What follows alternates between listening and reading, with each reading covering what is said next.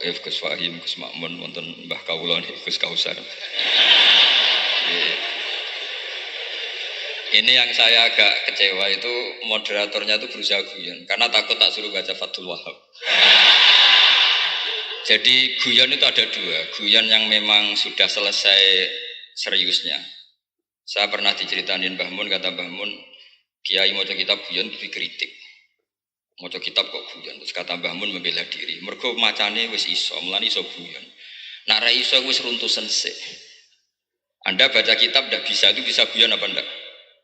Ndak bisa, roh kitab wis meriang. Jadi orang guyon itu bukti alim. Tapi ada juga guyon yang menghindari ngomong serius kayak moderator itu. Jadi ini masalah ya. Terus kecewa saya kedua, saya itu ngira Santri Proso itu katanya terkenal khusuk-khusuk, adabnya bagus. Ternyata ada percontohan yang nggak bagus. Di depan para gus-gusnya guyon. Jadi ini kekecewaan saya yang kedua. Nanti saya lebih kecewa lagi, ternyata yang khataman Fathul Wahab itu tidak paham Fathul Wahab. Itu lebih kecewa, tak bawa sampai mati itu nanti. Itu kecewa itu. Nah begini sebagaimana makalah yang saya bikin, karena tadi moderator sudah guyon, saya berusaha ngendikan serius. Karena memang fikih itu harus dikaji secara serius, meskipun dengan pikiran yang ceria, yang riang. Saya itu di Jogja itu lama sekali dan tetap sebagai rujukan.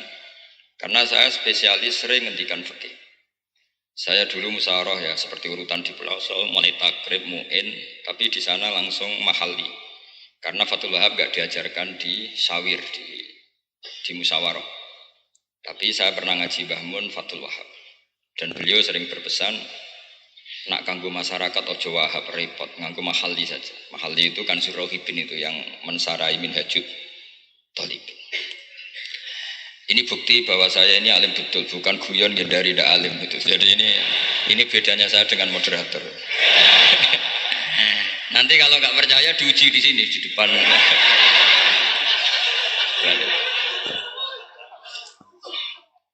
Saya ngaku alim itu bukan karena sombong, tapi keharusan. Karena begini ya, kalau kamu punya istri mau melahirkan, itu mesti nyari tulisan bidan. Barokahnya tulisan itu kamu tahu siapa bidan. Kalau kamu gigi sakit pasti cari tulisan dokter gigi. Sekarang kriminal kita adalah yang tahu Wahab tidak menulis ahli Fathul Wahab, ahli Fathul Qorib. Sehingga masyarakat itu susah nyari konsultan ahli fikih. Karena santri Pelosok tidak menulis di rumahnya ahli Fathul Wahab, ahli Fathul Qorib. Lo itu penting supaya orang tahu. Setidaknya kenapa nyuwun sewu banyak, kalau saya boleh agak merovokasi, dan itu bagus, provokasi itu bagus kadang, tapi untuk kebaikan. Kenapa orang-orang lain itu menjadi rujukan? Karena mereka memaklumatkan diri, dengar gelar RC, MA, terus ahli fikih. Tapi kita yang ngaji Wahab, khatam, musyawarah khatam, nggak nulis di rumahnya ahli Fathul Wahab. Setidaknya Anda nulis konsultan kalau ingin mondok ke Pelosok, sehingga orang daerah kamu kalau mau mondok ke Pelosok konsultasi ke kamu. Tapi kita terlalu adab. Padahal awalun nubuwah itu dimulai dari at-tahaddi. At-tahaddi memaklumatkan diri kalau beliau adalah seorang nabi. Jadi kalau kamu boyong harus memaklumatkan diri, saya tidak bakul-bakul, saya ahli Fathul Wahab. Lah ini khataman Fathul Wahab cerita baku. Wah itu innalillahi wa inna ilaihi rajiun. Ini harus gimana mau? Ya Anda harus tersiksa dengan keterwakilan oleh ini.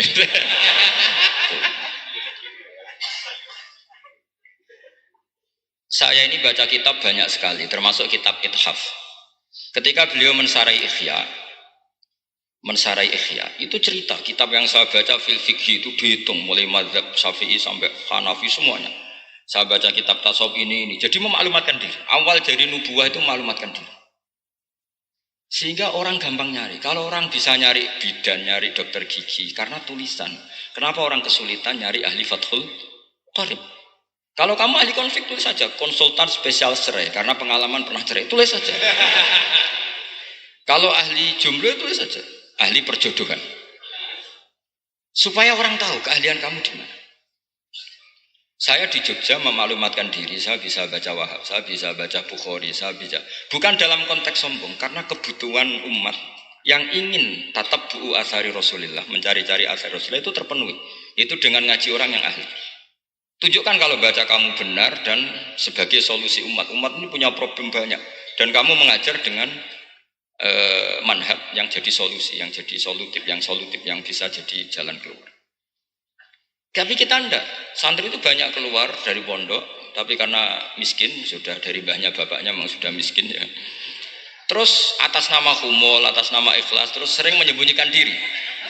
Menyembunyikan diri, pura-pura ada alim, memang sebetulnya ada alim juga kadang itu.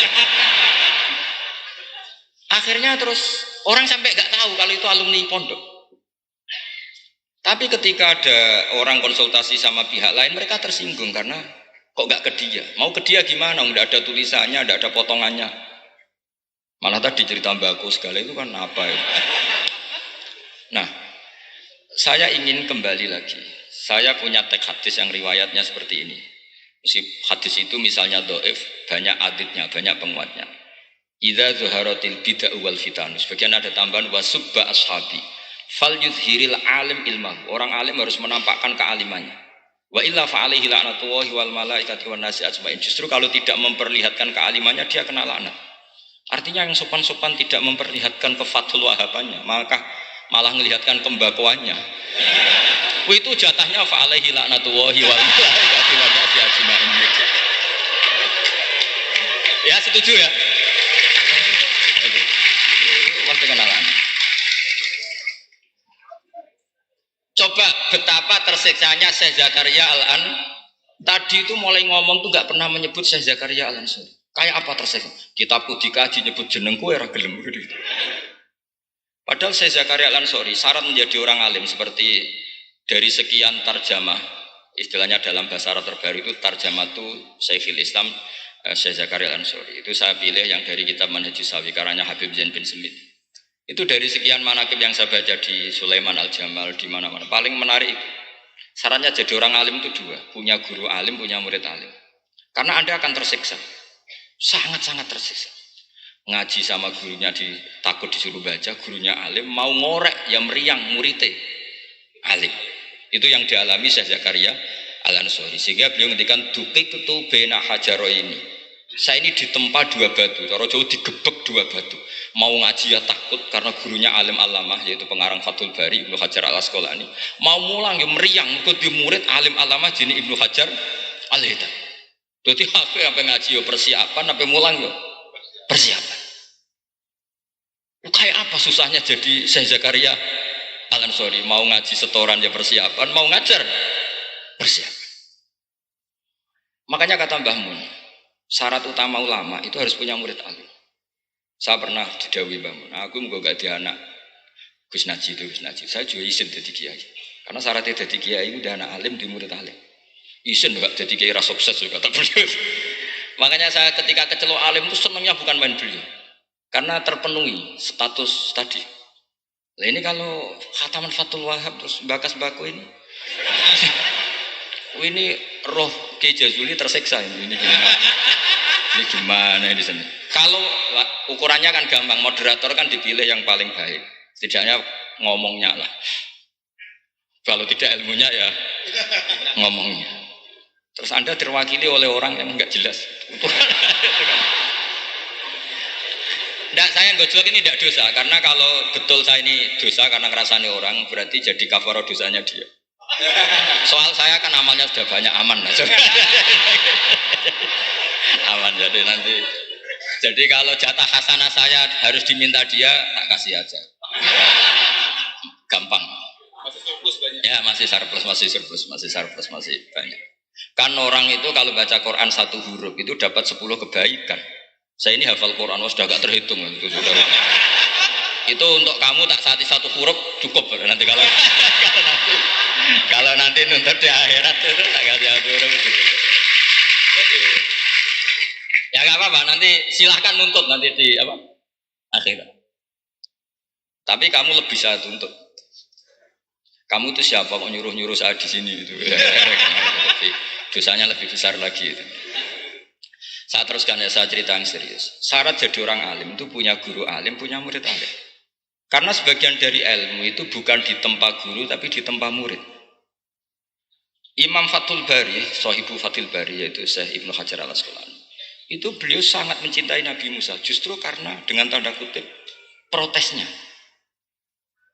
Jadi ketika Nabi Musa diajari Nabi Khidir dari awal sudah ngendikan innaka inni ala ilmin atau innaka dulu ya gak apa-apa dibalik-balik gak apa-apa karena semua kitab kadang riwayat fil makna innaka ala ilmin allamaka wah ma'lam a'lamhu wa inni ala ilmin allamanillah ma'lam ta'lamhu. Kira-kira terjemahan bebasnya kamu punya ilmu yang diajari Allah saya tidak tahu, saya punya ilmu yang diajari Allah kamu tidak tahu, maka innaka lan tastatya ma yasabra, kamu tidak mungkin bisa menyabari saya, bisa memaklumi saya. Tapi kata Nabi Musa, tidak, saya harus belajar sama Anda. Oke, silahkan belajar, tapi jangan tanya. Pertanyaannya itu, jangan tanya. Fala tas'alni, kamu nggak boleh tanya. Kalau kamu ingin jadi murid yang baik, nanti jangan tanya. Itu dosa. Ya, dengarkan saja. Nah, tapi Nabi Musa tetap tanya. Ketika ada kejanggalan secara syariah, Nabi Musa tetap tanya. Dan itu oleh kitab-kitab tasawuf dianggap dengan tanda kutip kesalahannya Nabi Musa. Meskipun mimbabi hasanatil abrar sayyatul muqarrab. Tapi di kitab fikih itu dipuji sundul langit. Protesnya Nabi Musa. Jadi di kitab tasawuf disalahkan karena kitab tasawuf pemuja tadi ketertaatan pada guru. Kitab fikih enggak.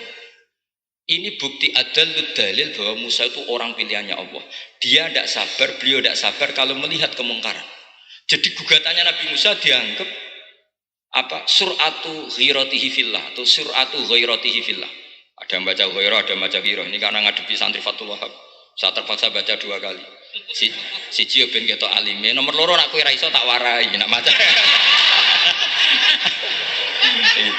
Karena dalam kiro asap ya mesti gitu. Kalau enggak doikin ya dikin. Karena yang satu cara berpikir masdar itu aslul mustaqot.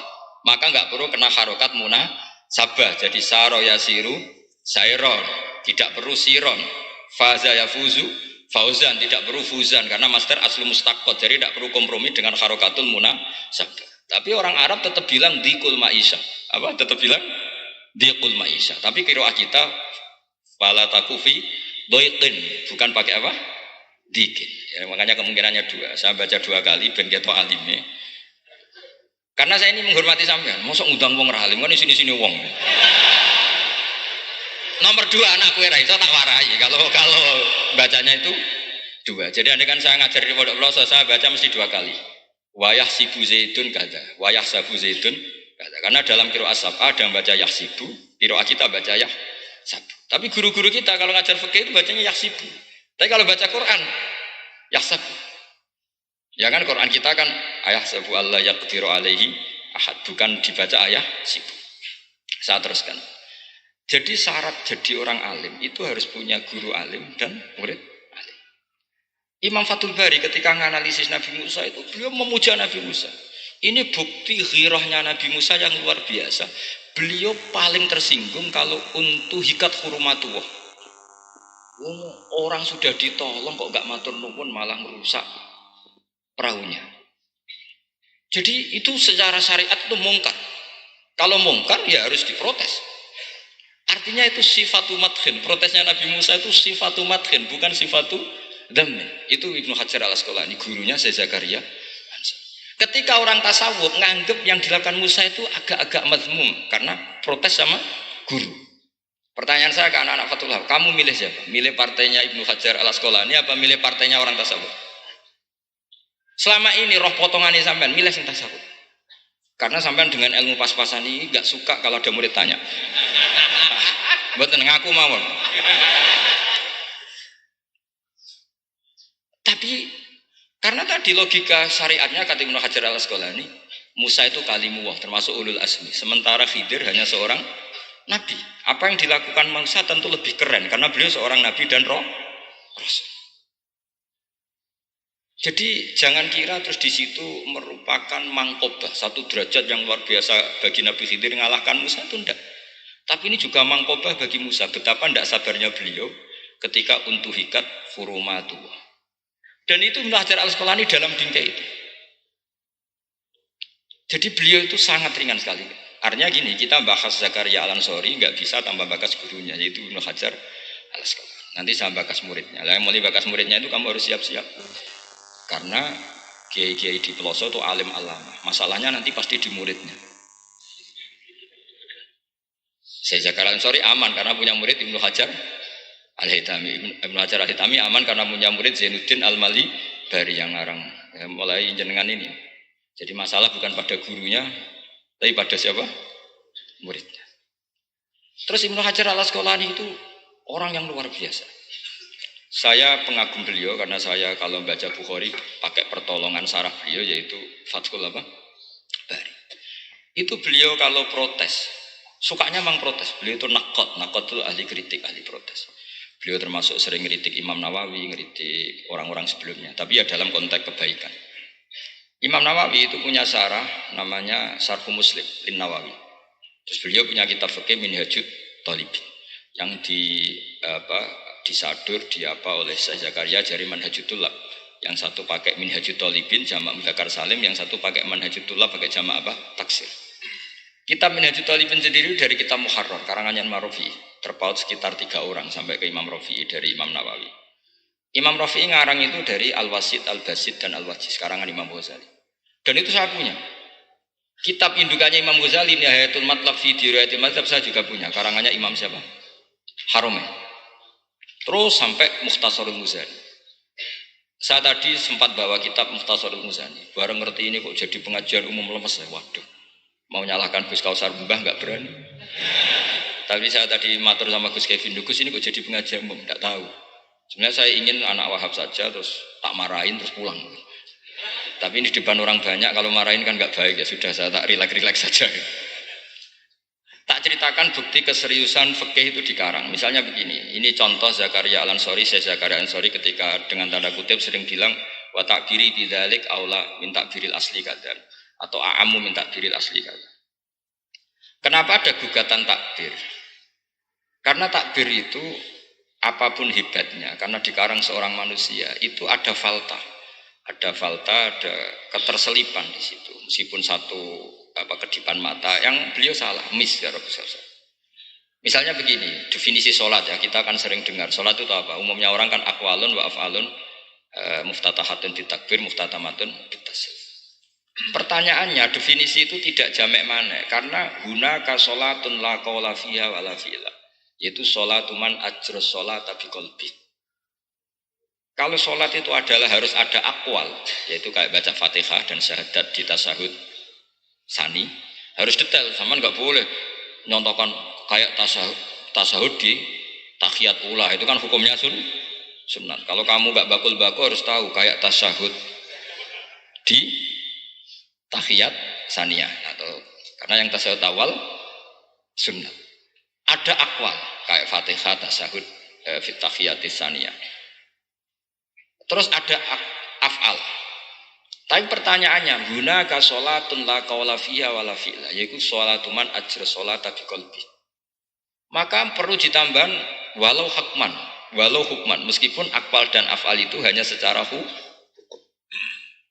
Karena kalau hanya itu tidak jamek manek kalau dalam bahasa mantek atau tidak mutorid akis, tidak memasukkan semua fardun min afrodil mu'arraf. Jadi kula ngetok nang alim demi ngergani sampean supaya ketok nak sumber utang ora salah. Mau salahnya ngatur kiai itu ya agak salah, itu agak salah betul. Saya itu juga agak gimana. Besok itu saya diminta Gus Reza misi sama Gus Reza. Gus Reza itu cucunya Mbah Karim. Mbah Mun dulu ngaji Mbah Karim. Jadi orang kok kayaknya manfaatkan saya sak karepe dhewe gitu karena saya ini mangkalah tua terus. Padahal saya kalau mau angkuh ya, kalau saya boleh sombong, itu buyut saya ketujuh itu namanya Mbah Soleh bin Asnawi Sepuh, itu gurunya Mbah Soleh Darat. Dan Mbah Soleh Darat gurunya Mbah Hasim. Tapi angkuh kan haram, jadi ya sudahlah pakai tawadhu saja. Sebenarnya kalau saya boleh angkuh, kalau sampean malah lebih bisa angkuh lagi, ketemu di Nabi Adam. Lebih. Putu Nabi. Saya ulang lagi ya. Kalau kamu mengkaji Wahab secara serius, itu kajilah seperti saya ini. Bahwa hukum itu harus dibenturkan dengan fardul masalah, dengan pengandian masalah. Misalnya begini, kalau ada hewan ketabrak truk jago, Tentu kita diskusi ayam jago, karena kalau ayam kecil kan gak eman. Kelepek-kelepek meh mati. Cara pikirannya sampean ini yang anak-anak Fathul Wahab itu boleh disembelih apa enggak? Tanpa disembelih pun pasti 1 menit lagi mati atau setengah menit lagi mati. Karena dia kejat-kejat hanya prosedur kematian, memang syaratnya harus kejat-kejat. Tapi kan dia sudah tidak punya hayatun mustaqirrah. Kalau kamu pas musyawarah Fathul Wahab itu disembelih halal apa haram? Tidak, sampean jawab saja, enggak usah sungkan, enggak usah jawab. Ini ada Gus Makmun, ada Gus Wahid. Halal apa haram? Cara pikirannya Syekh Zakaria Al-Ansori, bajuri itu haram karena dia tidak punya hayatun mustaqirrah. Oke, haram. Karena yang dikatakan penyembelian adalah menghilangkan nyawa karena penyembelian. Sementara ini tanpa disembelih sudah mati. Tapi pertanyaannya gini. Tapi nanti kalau disisir dari bab tabdzir, masa kewan jago larang mubadzir? Maka menurut mazhab Imam Malik, pokoknya keceluk di nyawa. Angger keceluk di nyawa disembelih ya halal karena jenenge nyembelih hewan yang masih hidup. Senajan tau wis kejat. Kamu milih mazhab Maliki apa Syafi'i? Ini ayam jago loh, bukan ayam kecil. Karena kalau yang kecil kan ikhlas. Itu kan seperti kepiting. Banyak kiai ngaramkan kepiting. Yang keberatan banyak karena kepiting besar. Tapi ketika yuyu diharamkan, nggak apa-apa, kecil saja. Padahal ilatul hukmi sama. Kira-kira kepiting sama yuyu, tahu sama yuyu? Itu kehidupannya sama nggak? Gaya hidupnya sama apa enggak? Sama. Tapi ketika kepiting itu ada perdebatan. Yang setuju halal banyak karena iman rasanya. Tapi ketika yuyu dikatakan haram, ada nggak yang protes? Nggak ada. Ikhlas semua kayak gitu. Ini ahli fikih apa ahli nafsu gitu.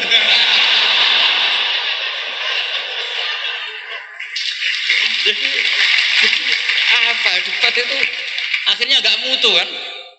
Coba kehidupannya kepiting sama yuyu itu sama apa enggak? Sama. Kenapa kepiting mukhtalaf alaih kalau yang yuyu hampir semua kiai meyakini haram?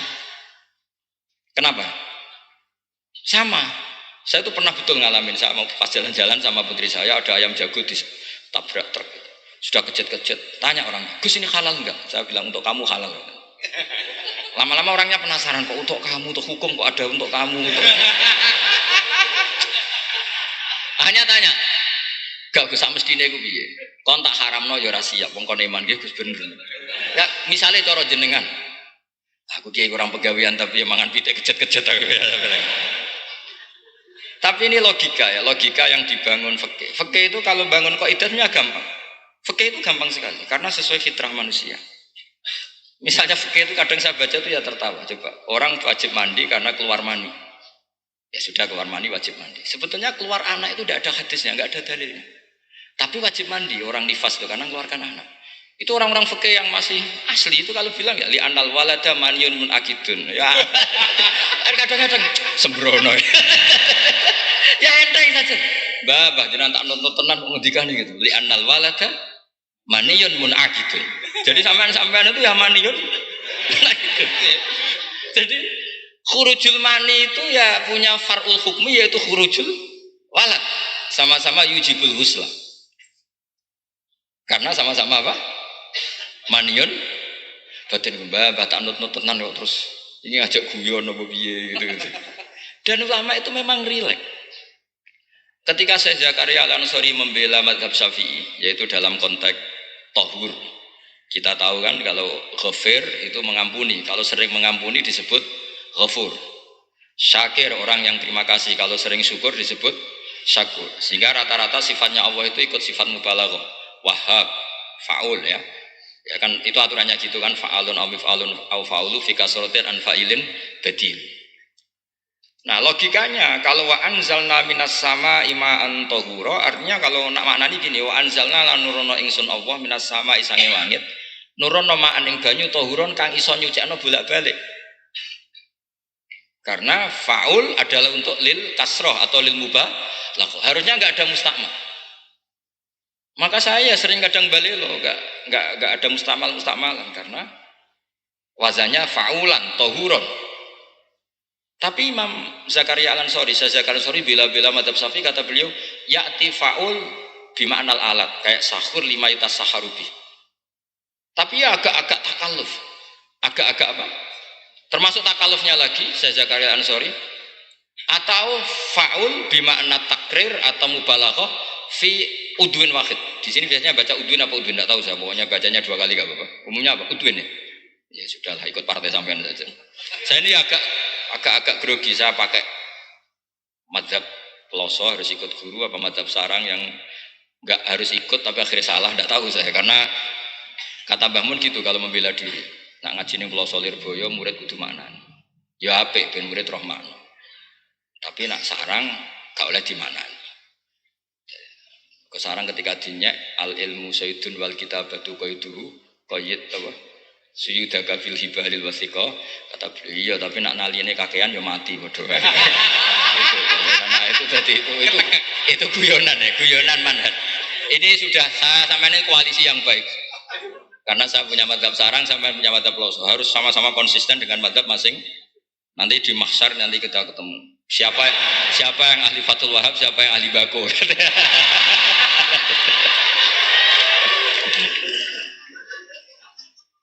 Nah, pikirannya Fathul Wahab kalau sampean khatam betul itu untuk takrir tapi fi udwin wahid, yaitu air yang sudah mensucikan ini misalnya masih bisa mensucikan ini, yang bisa mensucikan asal masih fi udwin wahid. Ya sudah, di situ saja takrirnya atau mubalaghahnya di situ, bukan ke anggota yang lain. Oke, itu meskipun agak, tapi Imam Malik dan semua ulama hampir mengatakan tohur itu ya tetap dikasrotil istimal, artinya ya sudah bisa takrirut tadhir. Tapi yang bilang tadhir digugat lagi, digugatnya gini, tohur itu mubalaghah dari tohir, bukan dari mutohir. Ini kalau sampean fasul masail, sampean nggak pernah tahu fasul masail sedetail ini, nanti diulang lagi khatamannya. Tohur itu bukan mubalaghah dari tohir, tapi dari mutohir. Padahal bahasan kita tentang tadhir, bukan tentang tuhur. Sampean mikir apa?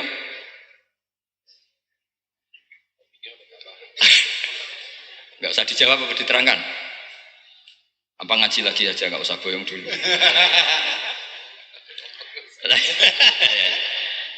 Nah, kemudian akhirnya ulama mulai mikir bahwa lama nalit tohiriyah ilah dengan fungsi tohuriyah.